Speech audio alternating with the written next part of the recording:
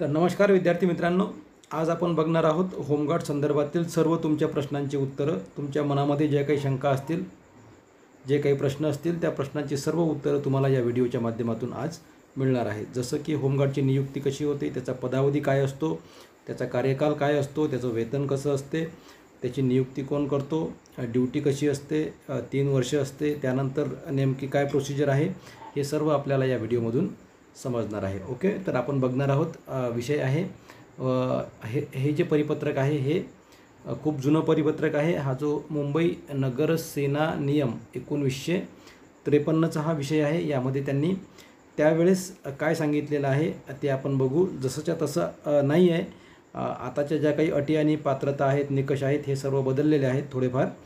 तर नेमकं त्यावेळेस काय आहे आपण या ठिकाणी बघणार आहोत। तर बघा, या ठिकाणी महाराष्ट्र शासन गृह विभाग 14 मे 1953चा हा विषय आहे।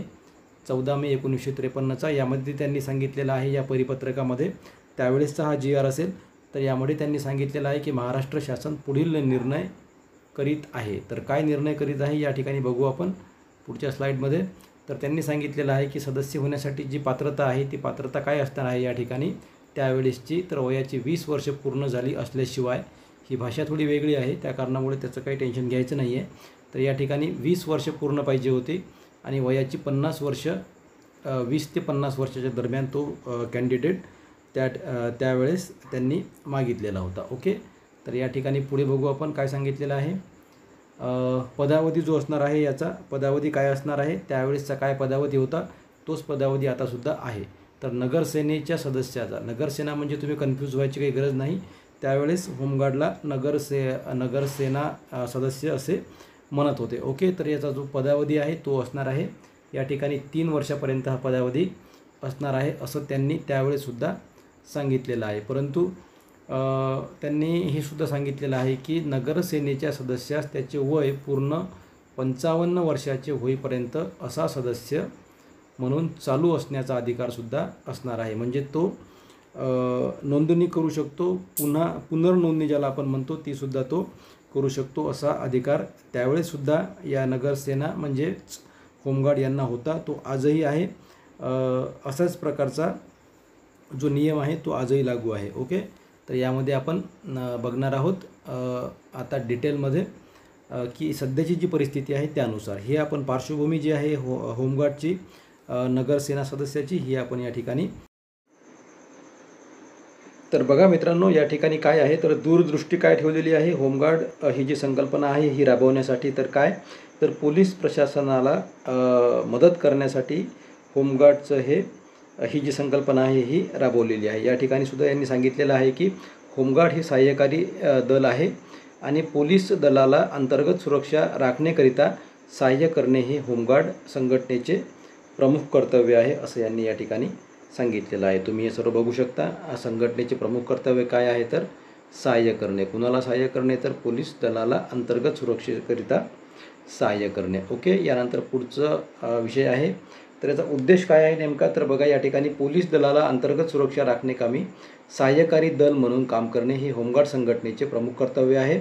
परंतु यासोबतच होमगार्डचं जे कर्तव्य आहे हे अधिकचं सुद्धा या ठिकाणी कर्तव्य असणार आहे। यामध्ये बघा त्यांनी काय सांगितलेलं आहे, तर शांतता व सुव्यवस्था कामी सहाय्यकारी दल म्हणून काम करण्याव्यतिरिक्त इतरही काही कर्तव्य आहेत जी होमगार्ड्स यांना पार पाडावी लागतात। त्यामध्ये त्यांनी काय सांगितलेलं आहे की जसं की अग्निशमन, विमोचन, पूर परिस्थिती, भूकंप, वादळे वगैरे परिस्थितीमुळे निर्माण होणाऱ्या आपत्कालीन परिस्थितीमध्ये समाज स्वास्थ्यासाठी जीवनावश्यक सेवा चालू ठेवणे व तसेच जीवनावश्यक वस्तूंचा पुरवठा अबाधित ठेवणे याबाबत होमगार्ड्सना जबाबदारी उचलावी लागते। म्हणजे होमगार्डचं कर्तव्य नेमकं काय आहे की जे पोलीस यांचं काम आहे, पोलीस प्रशासनाचं जे काम आहे तेच काम या ठिकाणी होमगार्डचं सुद्धा असणार आहे। एखाद्या ठिकाणी जर पूर परिस्थिती निर्माण झाली तर त्या ठिकाणी तुम्हाला बचाव कार्य तुम्हाला करावं लागणार आहे, बचाव पथक म्हणून तुम्हाला त्या ठिकाणी ड्यूटी द्यावी लागणार आहे। एखाद्या ठिकाणी भूकंप जरी झाला तर त्या ठिकाणी सुद्धा तुम्हाला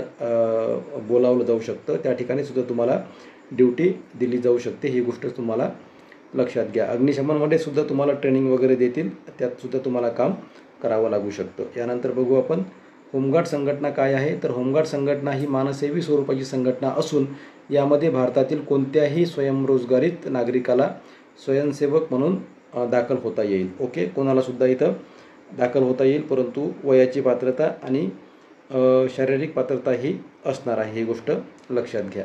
यानंतर त्यांनी सांगितलेलं आहे की कोण होऊ शकतं होमगार्ड, तर 21 ते 55 ज्यांचं वय आहे आणि ज्यांनी 10वी पास केलेली आहे असे सर्व उमेदवार या ठिकाणी होमगार्डसाठी पात्र आहेत. ते सर्वचे सर्व उमेदवार होमगार्डची परीक्षा देऊ शकतात आणि होमगार्ड्स म्हणून एक सेवा पोलीस दलामध्ये देऊ शकतात. ओके, गृह विभाग अंतर्गतच हे डिपार्टमेंट असतं, त्या कारणामुळे पोलीस प्रशासनाला संलग्नित असं हे डिपार्टमेंट आहे. होमगार्ड स्वयंसेवक होण्याकरिता शारीरिक पात्रता काय आहे, तर हे आपण सर्व बघितलेलं आहे. पुन्हा ही स्लाईड बघण्याचं काही आपल्याला गरज नाही. वाटलं तुम्हाला तर तुम्ही याचा स्क्रीनशॉट घेऊ शकता. ओके, यानंतर पुढचा विषय आहे होमगार्ड असलेल्यांना सवलती काय असणार आहे, तर या ठिकाणी आपण बघितलेलं आहे की 3 वर्ष जर तुम्ही ड्युटी होमगार्ड्समध्ये कंटिन्यू जर केली तर तुम्हाला अग्निशमन दलामध्ये, पोलीस दलामध्ये आणि जी आता येणारी भरती आहे, जवळपास या महिन्यातच भरती येणार आहे वनरक्षकची, यामध्ये तुम्हाला 5% आरक्षण या ठिकाणी मिळणार आहे. ताबडतोब तुम्हाला मिळणार नाही आहे सध्या, म्हणजे तुम्ही आताच होमगार्ड झाले आणि तुम्हाला आरक्षण मिळेल असं नाही. तुम्हाला 3 वर्ष सेवा त्या ठिकाणी द्यावी लागणार आहे. त्यानंतर तुम्हाला 5% आरक्षण हे या 3 दलामध्ये मिळणार आहे. कुठल्या कुठल्या, तर अग्निशमन, वन खातं आणि पोलीस खातं. ओके, पोलीस डिपार्टमेंट त्या ठिकाणी. यानंतर बघा, ही स्लाईड तुम्हाला दाखवण्याचं कारण या ठिकाणी असं आहे की हे सर्व या ठिकाणी संस्था ज्या आहेत, घाटकोपर असेल, मुंबई असेल, औरंगाबाद, नागपूर, त्यानंतर सिंधुदुर्ग, या ठिकाणी सर्व हे प्रशिक्षण केंद्र आहेत होमगार्डसाठीचे. या ठिकाणी सर्व इमारती आहेत, ग्राउंड्स आहेत. या ठिकाणी तुमचं ट्रेनिंग होऊ शकतं, यासाठी ही स्लाईड आपण शो केलेली आहे. तेव्हा ही स्लाईड तुम्ही बघून घ्या. याचा तुम्हाला स्क्रीनशॉट घ्यायचा असेल घेऊन ठेवा.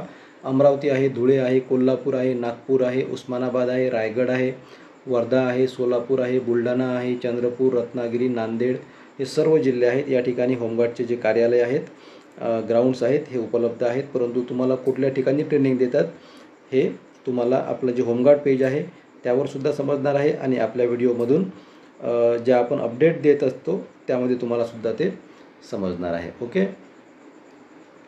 यानंतर बघा या ठिकाणी काय सांगितलेलं आहे त्यांनी, तर होमगार्डनी याआधीसुद्धा चांगल्या प्रकारे काम केलेलं आहे. त्यांनी सांगितलेलं आहे की 2530 होमगार्ड्सनी ज्यावेळेस मुंबईमध्ये खूप जास्त अतिवृष्टी झाली होती, पूर परिस्थिती निर्माण झाली होती, त्या ठिकाणी यांनी सर्व मदत केलेली आहे. तसंच गणपती बंदोबस्त आहे, या ठिकाणी 2016मध्ये 24,643 होमगार्ड्सनी यांनी या ठिकाणी मदत केलेली आहे बंदोबस्तासाठी. गणपती बंदोबस्त असेल, नवरात्र उत्सव असेल, या ठिकाणी सर्व जे होमगार्ड्स आहेत यांनी या ठिकाणी त्यांचं कर्तव्य बजावलेलं आहे, ड्युटी त्यांनी दिलेली आहे असं यांचं सांगणं आहे. त्याचबरोबर रेल्वेमध्ये सुद्धा ज्या काही महिलेचे जे काही कोच असतात त्या ठिकाणी सुद्धा यांनी होमगार्ड्स महिलांनी या ठिकाणी सुरक्षितता या ठिकाणी दिलेली आहे, ही सुद्धा यामध्ये त्यांनी सांगितलेलं आहे. ओके, त्यानंतर बघा याचं जे मुख्यालय आहे, कुठे आहे मुख्यालय होमगार्ड्सचं, जर मुख्यालय आहे महासमादेशक होमगार्ड यांचे कार्यालय, जुने सचिवालय, 3रा मजला, MG रोड, मुंबई, हे होमगार्ड्स कार्यालयाचं या ठिकाणी मुख्यालय आहे, ही गोष्ट लक्षात घ्या. याचा कॉन्टॅक्ट नंबरसुद्धा यांनी दिलेला आहे, काही तुम्हाला गरज पडली तरी या ठिकाणी तुम्ही फोनसुद्धा करू शकता. ओके, हा कॉन्टॅक्ट नंबर यांनी या ठिकाणी दिलेला आहे. ओके, त्यानंतर बघा होमगार्ड सदस्यत्व काय असणार आहे, तर हे आपण बघितलेलं आहे. 3 वर्ष या ठिकाणी आपल्याला टप्प्याटप्प्याने ही सेवा करता येते.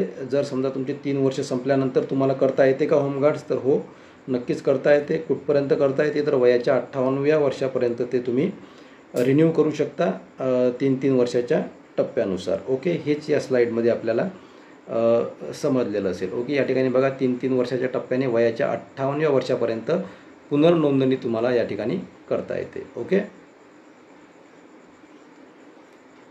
त्यानंतर बघा होमगार्ड सदस्यांचे कर्तव्य काय असणार आहे, तर कर्तव्य तेच असणार आहे, पोलीस दलासोबत बंदोबस्त कर्तव्य, आपत्कालीन परिस्थितीमध्ये अग्निशमन असेल, अग्निशमन, विमोचन, पूर विमोचन, तसेच रोगराई, महामारी, जसं की कोरोना, ज्यावेळेस कोरोना आला होता त्यावेळेससुद्धा बऱ्याच होमगार्ड्सनी मदत केलेली होती पोलीस प्रशासनाला. ओके, तर यामध्ये सर्व प्रशासनास मदतकार्य अशी कर्तव्ये या ठिकाणी दिली जातात. कुणाला? तर होमगार्ड यांना. ओके.